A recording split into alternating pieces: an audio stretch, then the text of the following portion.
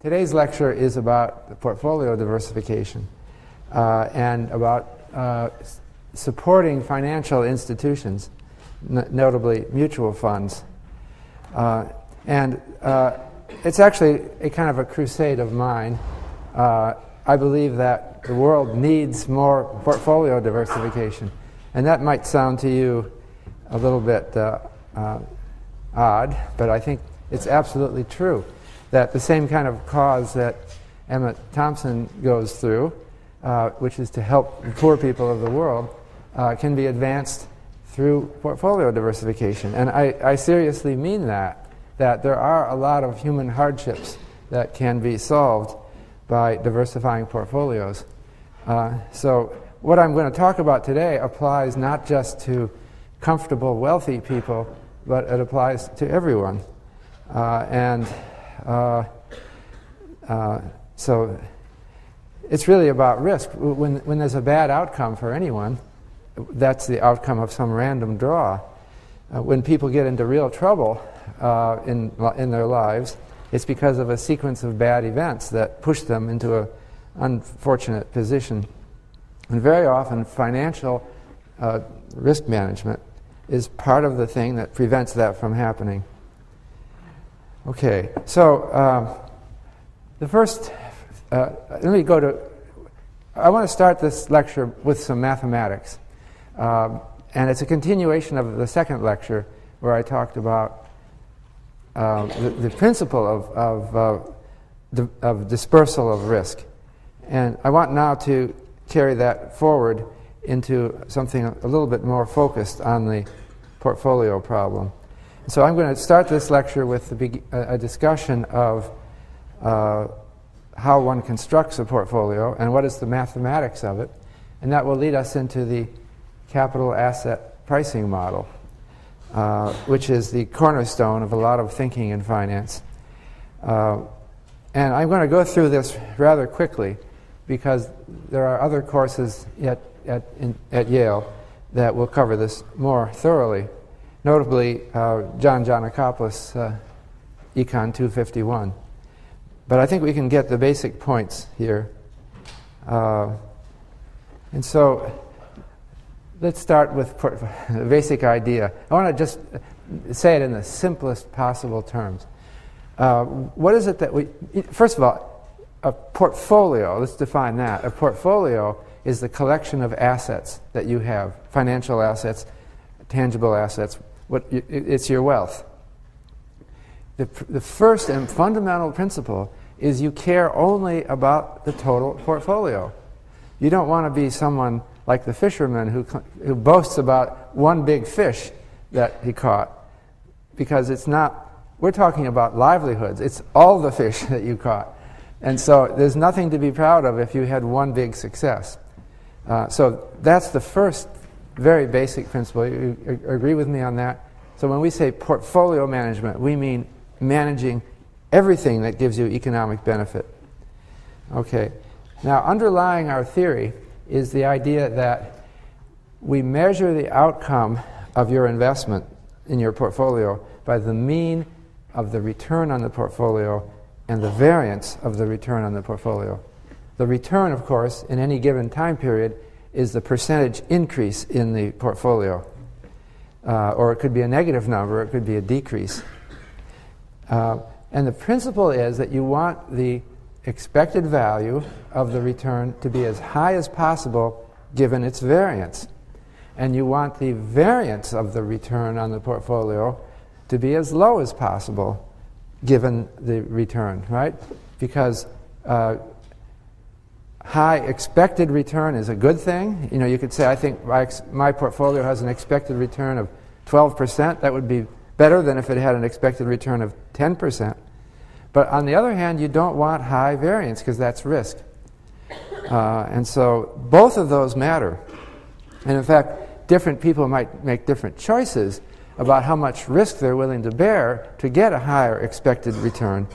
But ultimately, everyone agrees, that's the premise here, that if you're comparing two portfolios with the same variance, then you want the one with the higher expected return.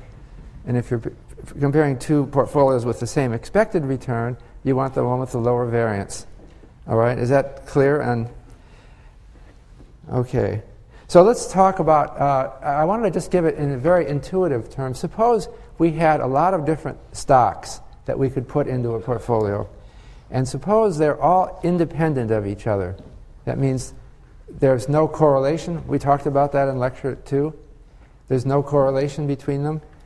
And that means that the variance, and I want to talk about equally weighted portfolio. So we're going to have n independent assets. Okay, they could be stocks. Okay, and each one has a standard deviation of return. Call that sigma.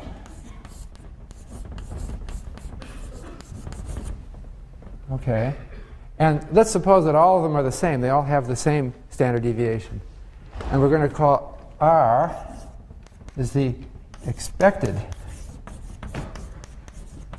return of these assets. Then we have something called the square root rule.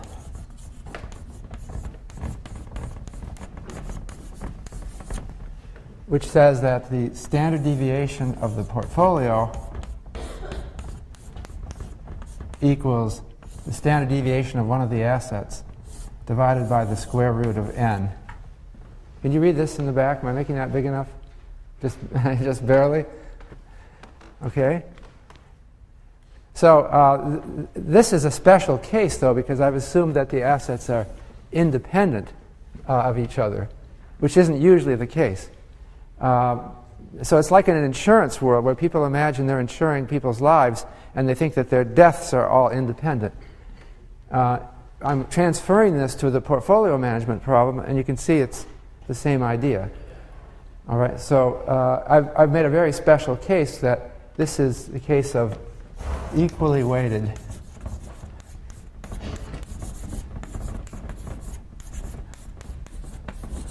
portfolio. So, but it's a very important point. If you see these very simple math that I'm showing up here, the return on the portfolio is R. But the standard deviation of the portfolio is sigma all over the square root of n. So the optimal thing to do if you live in a world like this is to get n as large as possible. And you can reduce the standard deviation of the portfolio very much. And there's no cost in terms of expected return.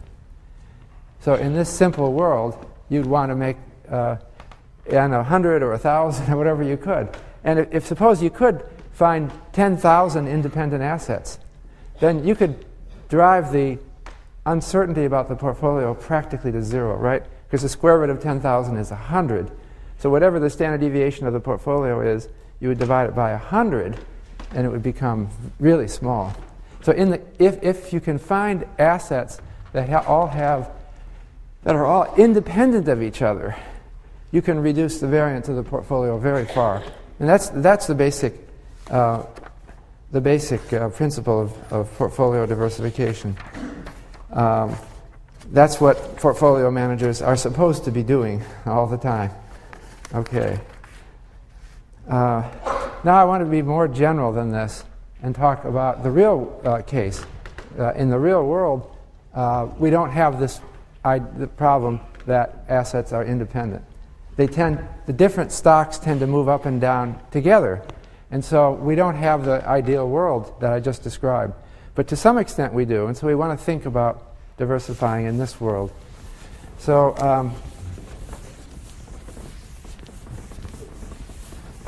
now I want to talk about forming a portfolio where the assets are not independent of each other, but are correlated with each other. Okay? So what I'm going to do now, let's start out with the case where, now it's going to get a little bit more complicated if we drop the independence assumption.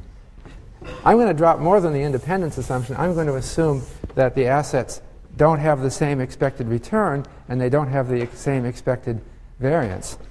Okay, so let's do the 2-asset case.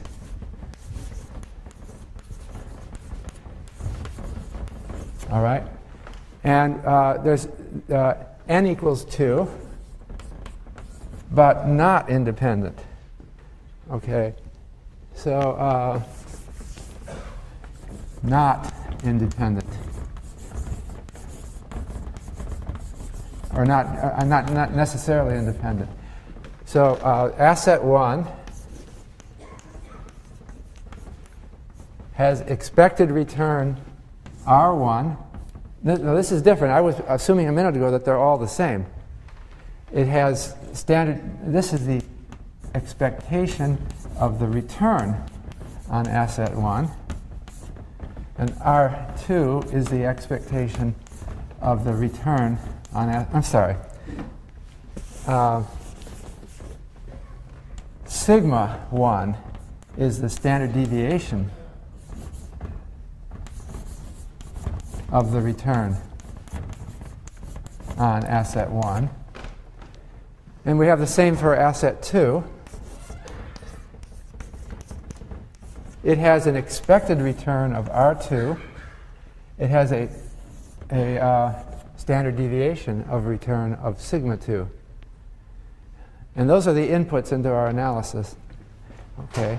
One more thing. I said they're not independent. So we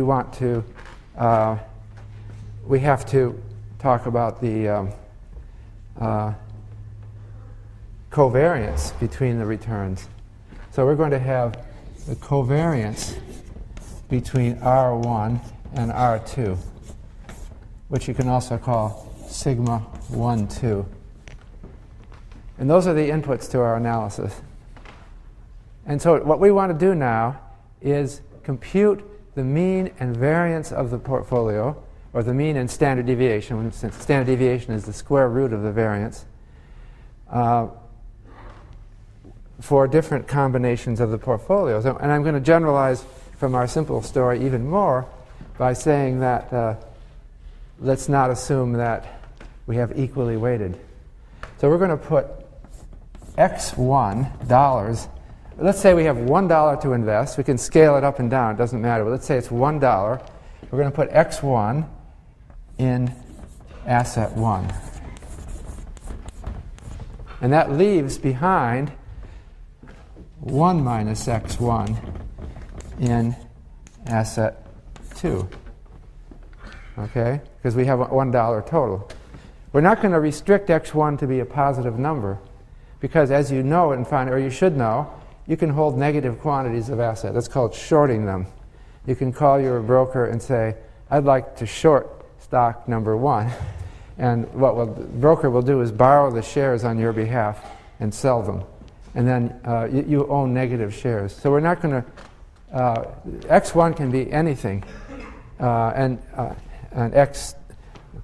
this is x2 equals 1 minus x1.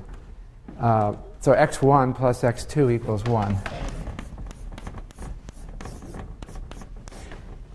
Okay. Now we just want to compute what is the mean and variance of the portfolio. And that's simple arithmetic based on what we talked about before. So I'm going to erase this and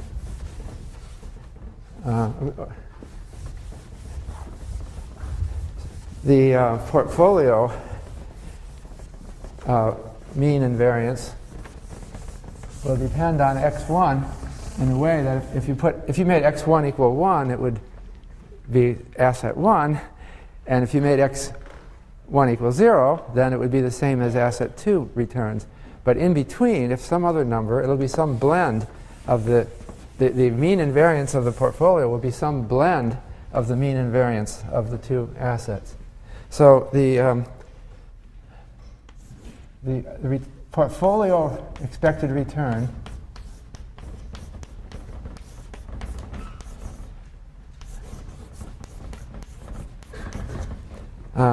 is going to be given by the summation I equals 1 to n x sub I r sub I. In this case, since n equals 2, that's x1 r1 plus x2 r2.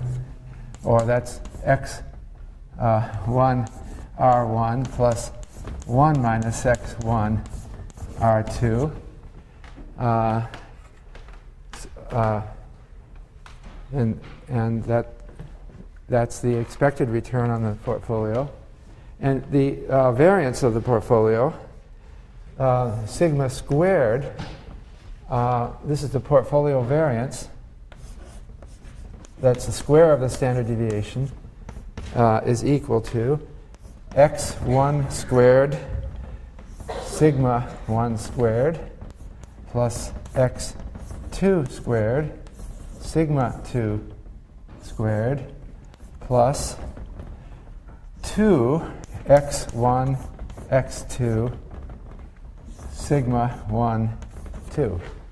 And that's just the formula for the variance of the portfolio as a function of... Now, since they have to sum to 1, I can write this as x1 squared sigma 1 squared plus 1 minus x1 squared sigma 2 squared plus 2 x1 1 minus x1 sigma 1 2. And so that together traces out, I can choose any value of x1 I want. It can be any number from minus infinity to plus infinity. And that shows me then for any value of x1, I can compute what r is and what sigma squared is. And I can then describe the opportunities I have from investing that depend on these. So now one thing to do is to solve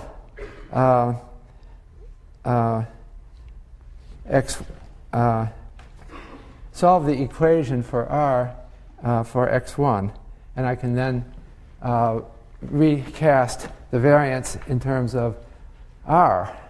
And so that gives us the variance of the portfolio as a function of the expected return of the portfolio.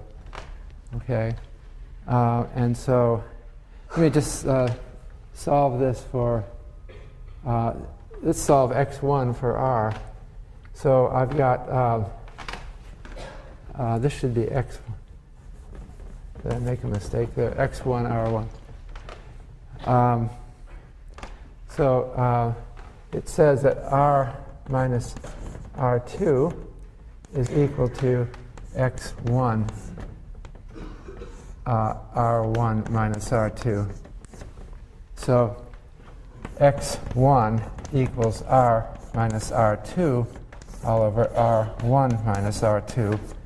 And I can substitute this into this equation, and I get the portfolio variance as a function of the portfolio expected return, r. And that's all the basic math that we need. So if I do that, I get what's called the frontier for the portfolio. And I have an example on the screen here, but it shows other things. But let me just, rather than, maybe I'm showing too many things at once. Let me just draw it. I'll leave that up for now, but we're moving to that. What we're doing here is, maybe I'll pull this down. With two assets,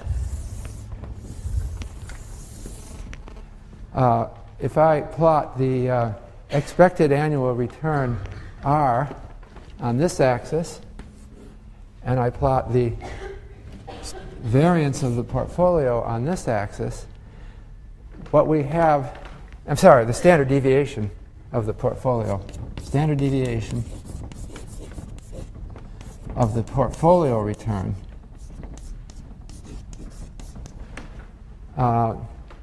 Then it tends to look, it looks something like this. It's a hyperbola.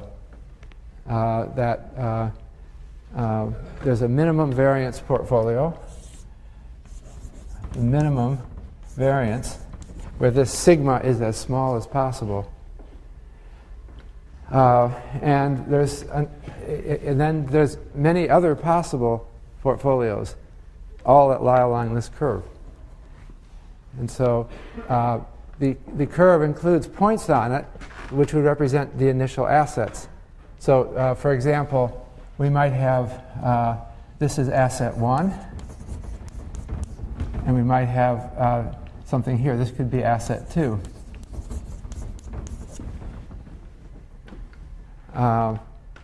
Depending on where the assets' expected returns are and the assets' standard deviations, you can see that we might be able to do better than have a lower variance than either asset. The equally weighted case that I gave a minute ago was one where the two assets had the same expected return and the same variance. But this is quite a bit more general. So that's the expected return efficient portfolio frontier problem. And I wanted to show an example with real data that I computed, and that's what's up on the screen. The pink line takes two assets. One is stocks and the other is bonds. Government bonds. And I computed the efficient portfolio frontier for various, it's the efficient portfolio frontier using the formula I just gave you. So that pink line here, this pink line here is the efficient portfolio frontier when we have only stocks and bonds to invest. And you can see the different points. I've calculated this using data from 1983 until 2006, and I computed all of the inputs to those equations that we just saw. I computed the average return on stocks over that time period. I computed the average return on bonds over that time period. These are long-term government bonds. Now these are, since they're long-term, they have some uncertainty and variability to them. And I computed the sigma 1, sigma 2, R1, and R2 for those, and I plugged it into that formula which we just showed. And that's the curve that I got out. It shows the standard deviation of the return on the portfolio as a function of the expected return on the portfolio. And so I can achieve any combination, I can achieve any point on that by choosing a allocation of my portfolio. So this point right here is, on the pink line, is a portfolio 100% bonds. And so over this time period, that portfolio had an expected return of something like a little over 9%, and it had a standard deviation of a little over 9%. This is a portfolio which is 100% stocks, and that portfolio had a much higher average return or expected return, 13%, but it also had a much higher standard deviation of return. It was about 16%. So you can see that those are the two raw portfolios. I could be an investor only in bonds or an investor only in stocks. But I also show on here what some other returns are that are available. So the minimum variance portfolio is down here. You see that's got the lowest possible standard deviation of expected return, and that's 25% stocks and 75% bonds with this sample period. But I can try other portfolios. This one right here, I'm pointing to a point on the pink line, that point right there. 50% stocks, 50% bonds. Okay? And you can see, and if you can also go up here, you can go beyond 100% stocks. You can have 150% stocks in your portfolio. That means you'd have a leveraged portfolio. You would be borrowing. If you had $1 to invest, you can borrow 50 cents and invest in $1.50 worth of stocks, right? That would put you out here. You would have very much more return, but you'd have more risk. borrowing to buy stocks is going to be risky. Okay?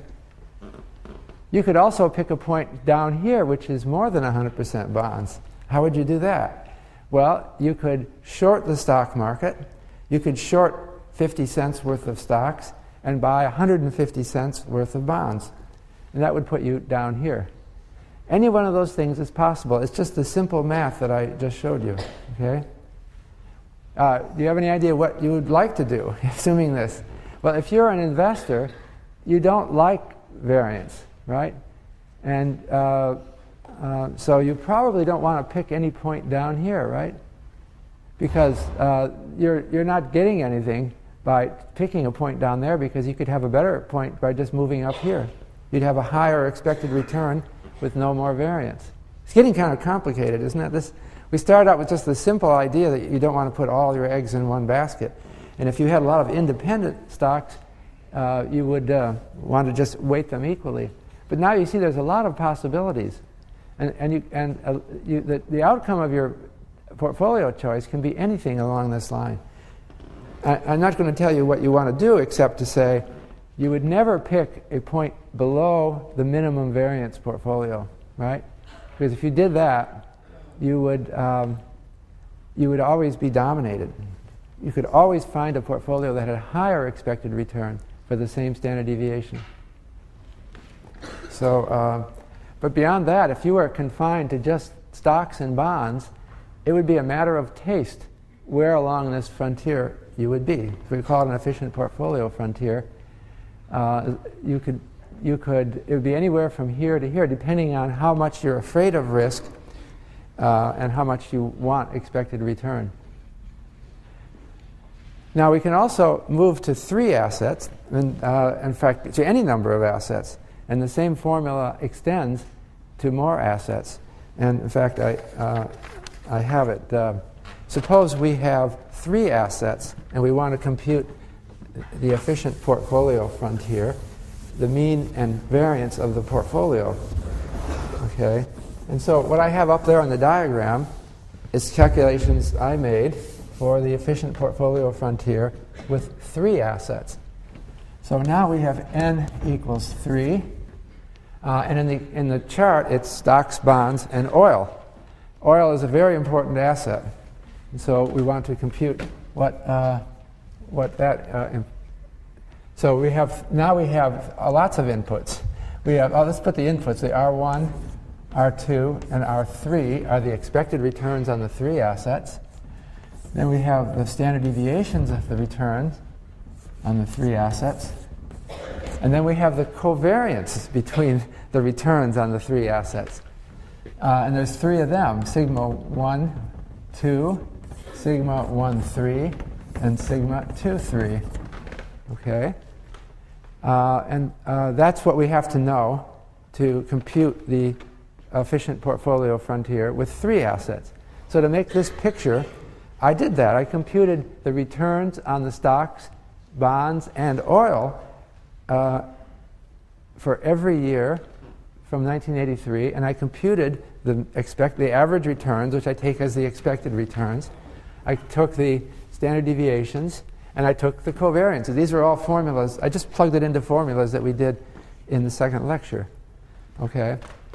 And so then what is the portfolio expected return? The portfolio expected return, we have to choose 3 things now. Well, x1, x2, and x3. x1 is the amount that I put into the first asset. x2 is the amount that I put into the second asset, and x3 is the amount I put into the third asset, and I'm going to constrain them to sum to 1. So the return on the portfolio is x1 r1 plus x2 r2 plus x3 r3.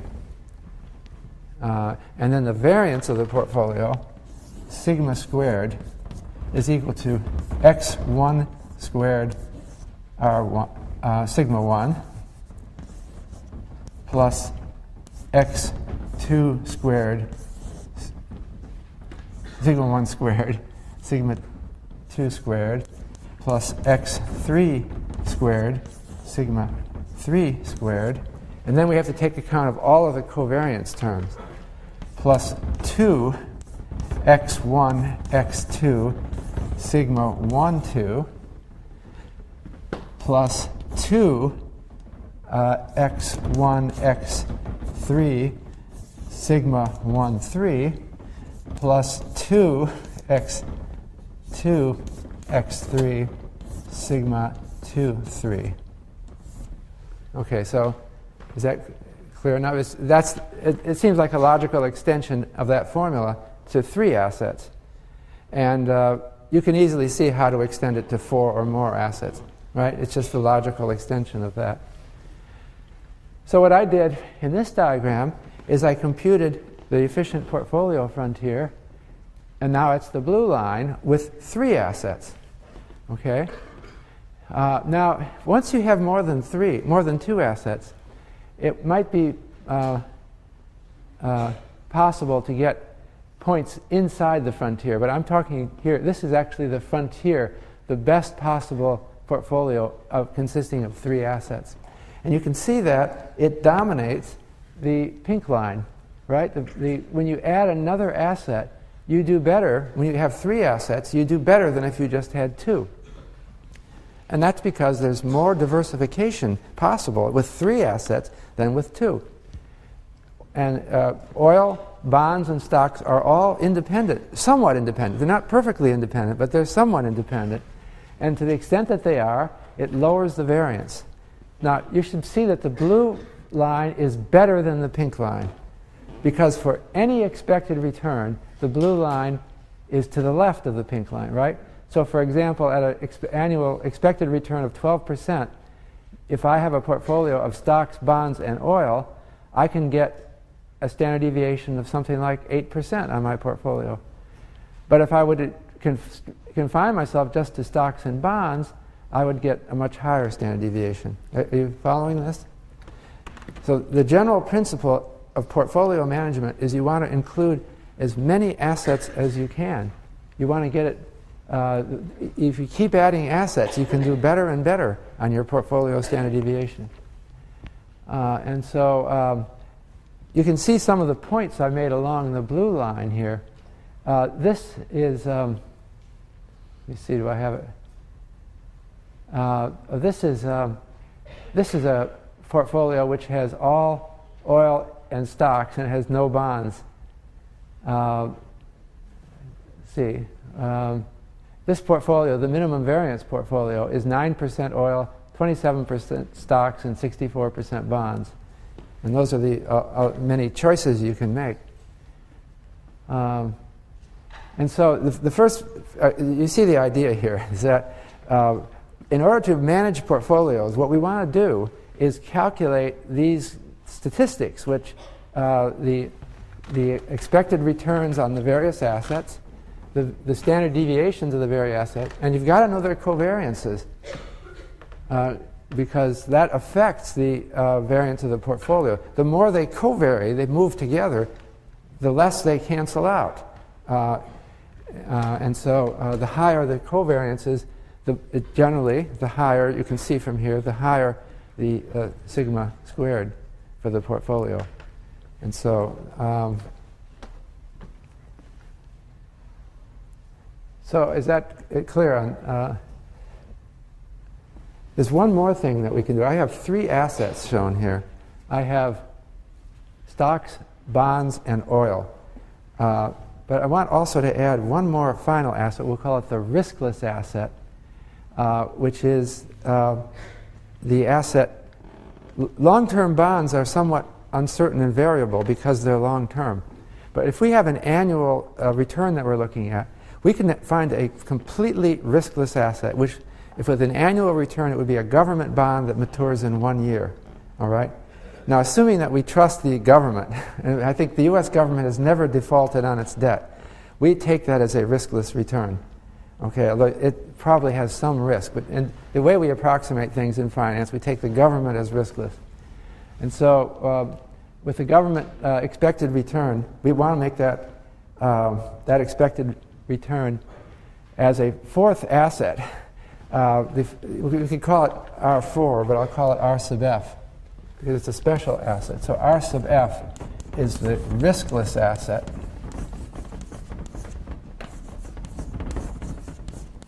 Okay. And so for it, sigma sub F equals 0. Okay. It's like a fourth asset, but we were using a special feature of this asset that it has no risk. Okay.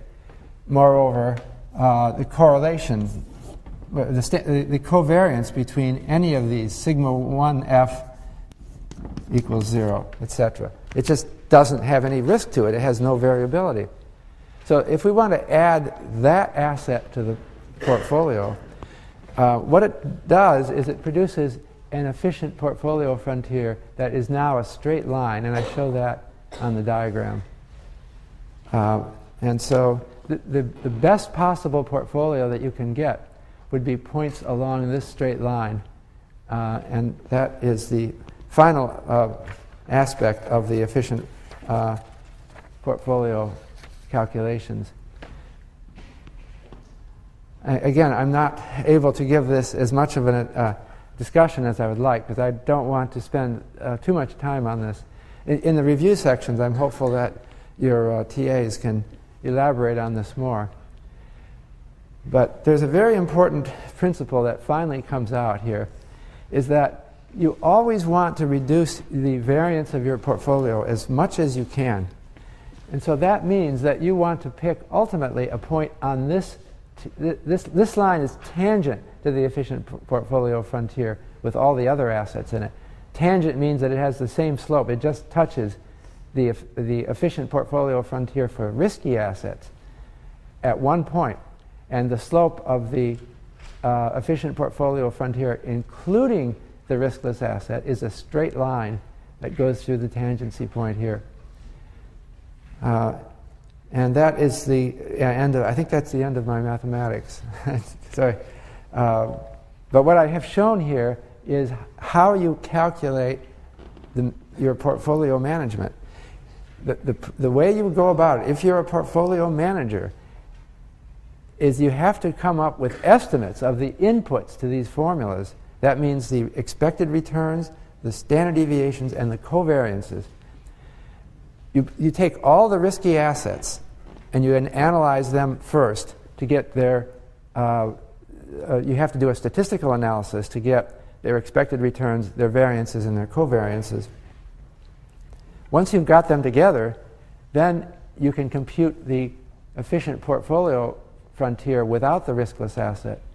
And then finally, the final step is to find what is the tangency line that goes through the riskless rate. It doesn't show it on this chart. It goes through 5% at a standard deviation of 0. And then it touches the risky asset efficient portfolio frontier at one point. And then from there it goes up above in terms of higher expected return for the same variance. So that's the theory of efficient portfolio calculation.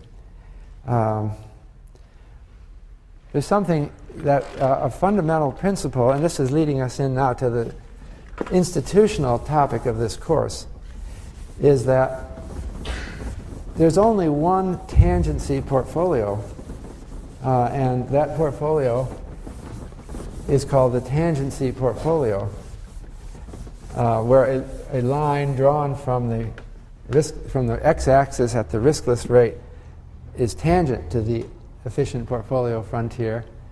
And so the tangency portfolio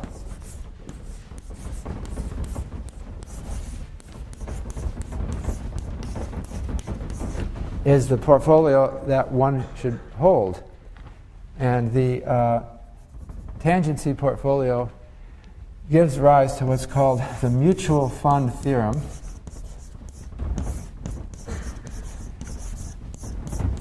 In finance, which says that all investors need is a single mutual fund.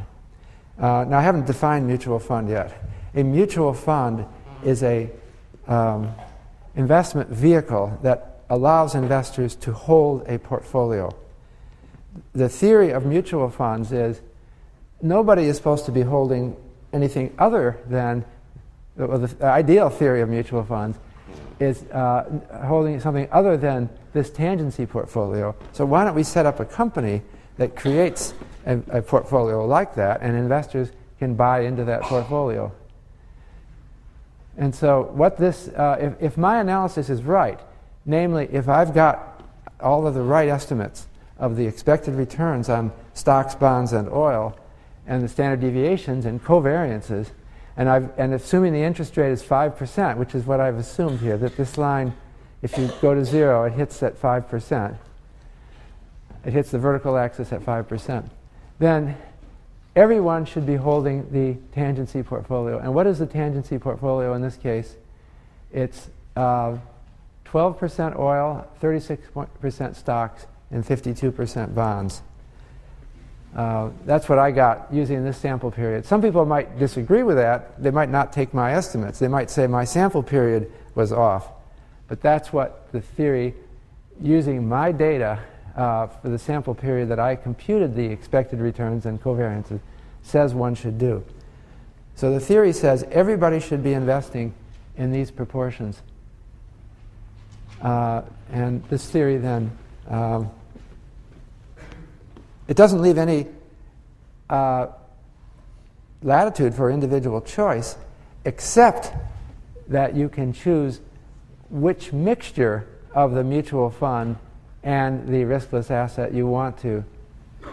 So somebody who is very risk averse could say, I want to hold only the riskless asset because I just don't like any risk at all. That person, I should have maybe included it on the diagram, but that person could get 5% return with no risk. Somebody else might say, well, I want to just hold this point. I want to hold the tangency portfolio. That's attractive to me because I could then get a bigger expected return. I could get almost 12% return per year. And I'd have some standard deviation of like 8%. But if that's what I want, if I have different tastes about risk, then, and that's what I want, then that's the optimal thing to do. Other people might say, well, you know, I'm really an adventurer. I don't care too much about risk. I want a much higher return. Such a person might pick a point up here, and that would be a portfolio with a leveraged portfolio. That would be a portfolio where you borrowed at the riskless rate, and you put more than 100% of your money into the tangency portfolio. So what you could do is, say, borrow 50 cents on your dollar and put 150 cents into a portfolio which consisted of 9% oil, 27% stocks, and 64% bonds. But everyone would do that. No one would ever hold some other portfolio because you can see that this line is the lowest. It's as far, you want to get to the left as far as possible. You want to, for any given expected return, you want to minimize the standard deviation. So it's the leftmost line. And that means that everyone will be holding the same portfolio. I don't claim that my analysis is profound in the final answer. I just took some estimates using my data. And again, we could, if someone wanted to argue with this, they could argue with my estimates of the expected returns, of the standard deviations and the covariances, but not with this theory. This theory is very rigorous. So if you agree with my estimates, then you should do this as an investor. You should hold only some mixture of this tangency portfolio, which is 9% oil, 27% stocks, and 64% bonds. Do you see what we've got here? I started out with the equally weighted. I was talking about stocks, about N stocks that all have the same variance and are all independent of each other. But I've dropped that assumption, and now I'm going on to assuming that they're taking account of their dependence on each other, taking account of their different expected returns, and taking account of their different covariances and variances. So that's what we've got. This is a famous framework. It's the kind of this diagram is, I think, the most famous diagram in all of financial theory. And so it's actually the first theoretical diagram. I did it myself using my data, but it would always look more or less like this. be slightly different positions if people use different estimates. So I actually showed this diagram. I went to Norway with my colleague. I actually have a couple more pictures here.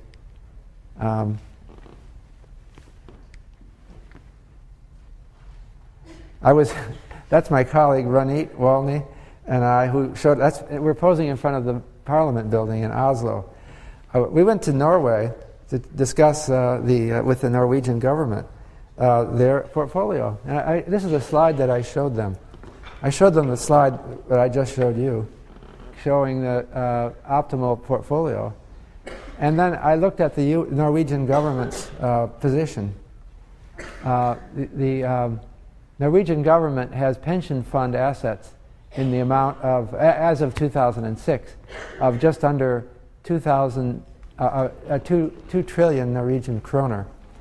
But they also own North Sea oil. And if you know that, it's kind of divided between the UK and Norway. Norway has a much smaller population than the UK. So, and they have a lot of oil up there in the North Sea. So as of then, I calculated the value of their oil in the North Sea. Okay?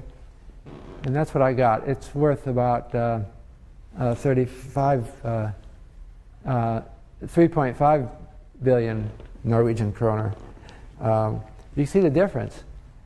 In fact, the assets that the Norwegian government owns is about 2/3 oil and 1/3 government pension fund assets. This government pension fund, I guess in dollars it's about 200 billion. And so it's a huge amount of money that they're managing. But I was trying to convince them that they should do something to manage their oil risk, because they're way over invested in oil, right? So where are they on the efficient portfolio frontier? Actually, I can activate this thing.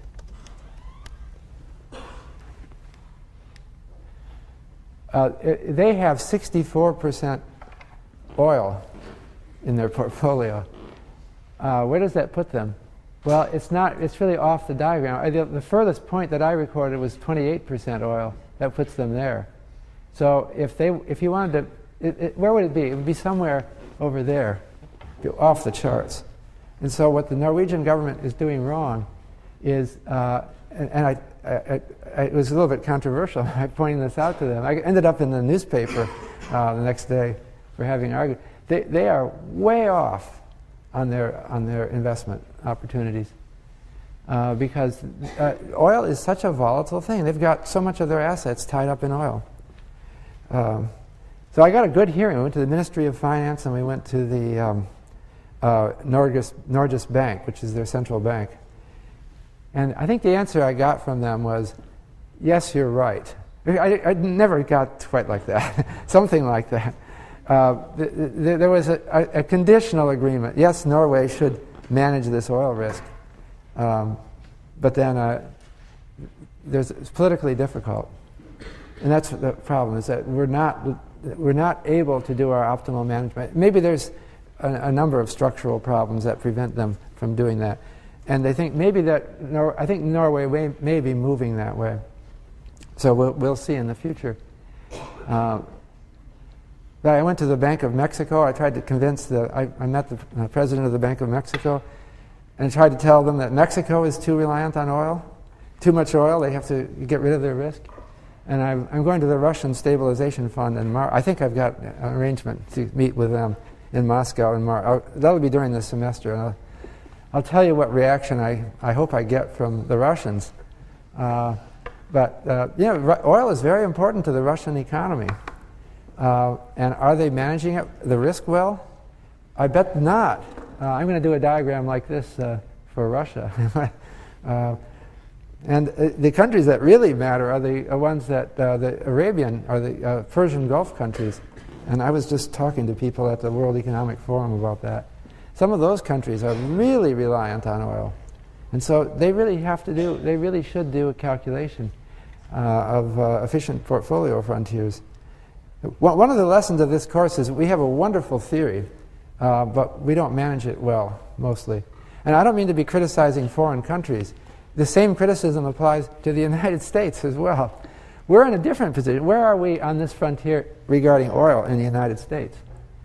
Well, we don't have much oil relative to the size of our portfolio. I don't know what percent. Oil reserves in the U.S. are pretty small. So we're kind of lying somewhere inside, maybe on this pink line. So people in the U.S. don't have the optimal portfolio either. So I set up a theoretical framework here, and I wanted to give you. I mentioned oil because it seems to make it to me so clear what we're talking about here. It's talking about not getting tied up in risks. And so I was talking to someone at the World Economic Forum from an Arabian or a Persian Gulf country, and I said, "Aren't you worried about reliance on oil?" And he said, "Of course we're worried on reliance. So much of our GDP and of our government revenues are oil related. We've seen the price of oil lately move all over the map. Went up to $100 recently, and it was just as late 1990s. It was under $20, and people just don't know where it's going to go.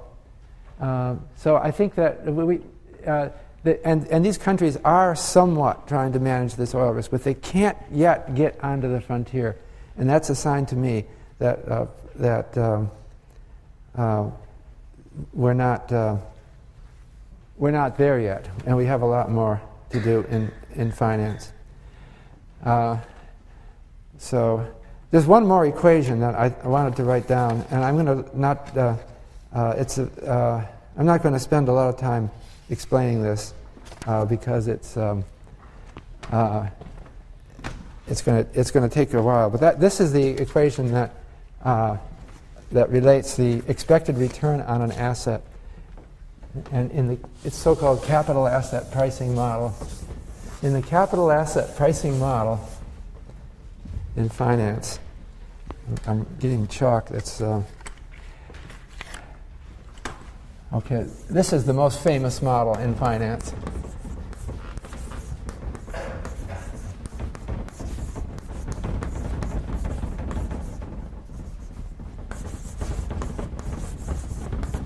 And it's abbreviated as the CAPM.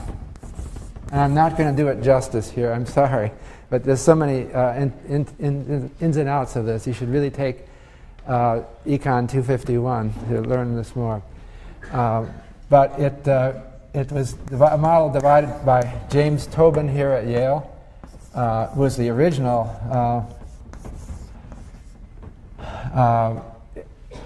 who got the original precursors, but it was more invented by William Sharp, John Lintner, Harry Markowitz.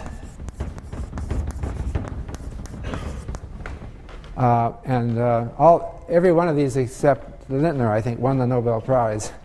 Lintner didn't get it, did he? I think he died too young. That's one of the misfortunes of living. Did I say that right? One of the misfortunes of scholarship. You have to live long enough to get your accolades. But the capital asset pricing model, and this is critical, assumes everyone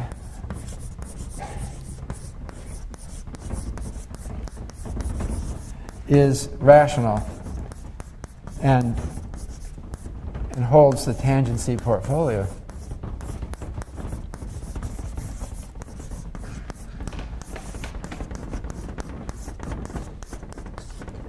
So that is a wild assumption, but it's fun to make because I know pretty well, I know very well that people aren't doing this. And they have lots of maybe good reasons. Maybe it's not because they're irrational. It's that they're political, or they're constrained by tradition or laws or regulations, all sorts of things. But they're not holding the tangency portfolio. But it's a beautiful theory to see what would happen if they did. That would mean that everybody is holding that same portfolio of risky assets. And nobody is different. They only differ in what proportions they hold the tangency portfolio. And so it implies that the tangency portfolio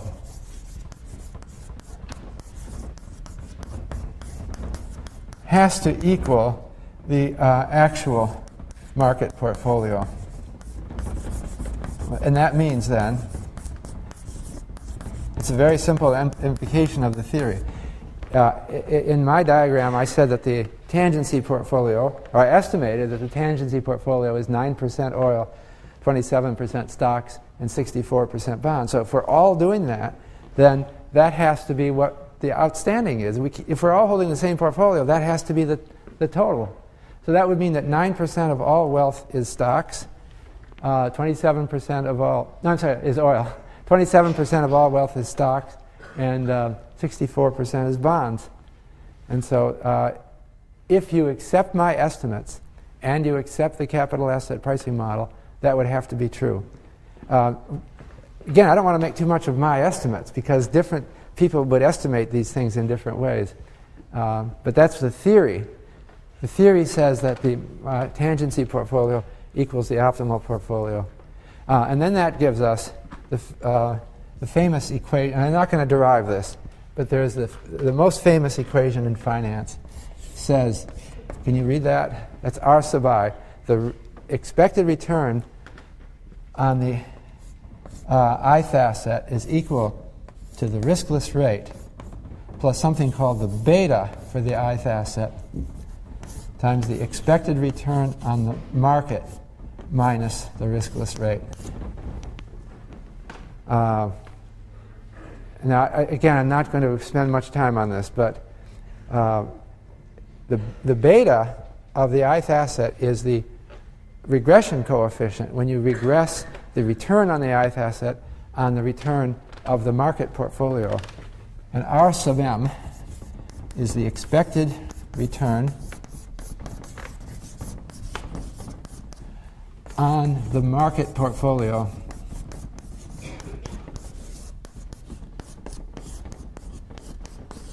which is the portfolio of all assets. The market portfolio is if you took all the stocks and bonds and oil and real estate, anything that's available to invest in the whole world, put them all together in one portfolio. It's the world portfolio. It's everything. And we compute the expected return on that portfolio. That's R sub m. Okay? And also, we need to know how much individual stocks are correlated with with R sub m. We measure that by the regression coefficient. So the beta of a stock is how much it reacts to movements in the market portfolio. If beta equals 1, it means that if the market portfolio goes up 10% in value, then this asset also goes up 10% in value. If beta is 2, it means that if the market goes up 10% in value, the stock tends to go up 20% in value, and so on. So these are the basic theoretical structures that you incidentally need for the problem set, the first problem set. So the first problem set, I guess you can turn in your first problem set here before you leave, because it was due today. The second problem set is about this model. And so I realize I've given you some difficult mathematics, but it's not that difficult, actually, but I kind of went through it quickly. We are setting up our... You have already gotten an email, and you've talked about setting up your review session. So I keep getting caught here. So I have a few more minutes here. So what I wanted to do, I wanted to talk about Jeremy Siegel's book and the equity premium puzzle. Underlying this analysis, we have estimates of the expected returns on assets, notably the expected returns on stocks and bonds.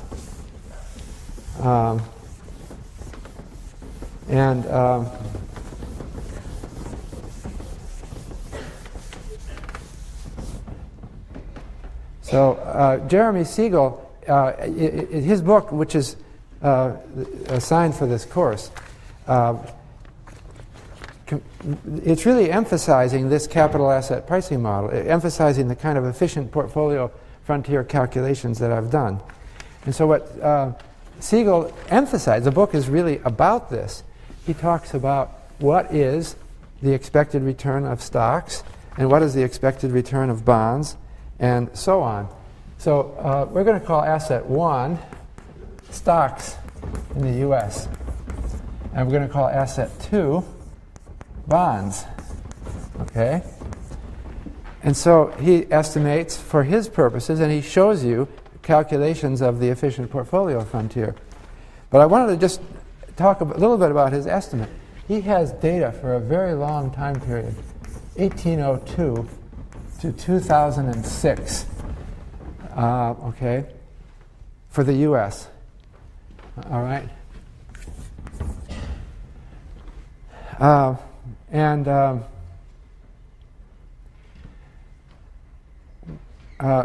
Over that very long time interval, the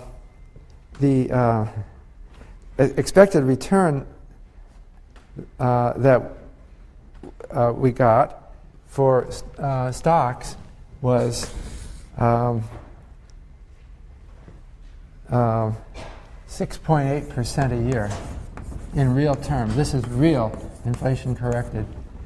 Whereas for bonds, it was over this whole time period, 2.8% a year, real.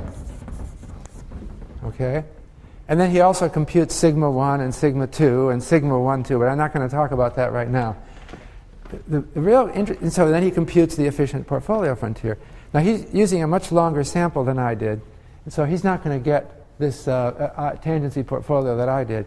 The thing that is very interesting that he finds is the difference, 4%, between the historical real return on stocks and the historical real return on bonds. And so this is called the equity premium.